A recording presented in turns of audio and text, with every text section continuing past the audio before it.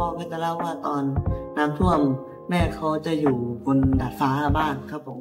แล้วก็พ่อก็จะเอายามาส่งทางทหารแล้วก็ให้ทหารส่งให้แม่ครับผมก็ไม่ได้แปลกอะไรครับผมเพราะว่ารู้สึกว่าส่วนใหญ่คนก็น่าจะทำกันครับไม่ค่อยครับผมเพราะว่าเราก็แข็งแรงดีครับแล้วผมก็มีเรียนเทนนิสเป็นนักกีฬาเทนนิสโรงเรียนแล้วก็มีเรียนว่ายน้ำเล่นบาสแล้วก็ฟุตบอลครับผมแล้วล่าสุดทำอะไรล่าสุดจะต่อยมวยครับตอนเด็กๆแล้วครับมาบ่อยเลยครับผมมาปีละครั้งครับแต่ก็ปีใหม่ล่าสุดนี้ก็ไปอีกครับผมก็รู้สึกดีใจครับผมแล้วขอบคุณครับผมที่เจอพ่อแม่ครับ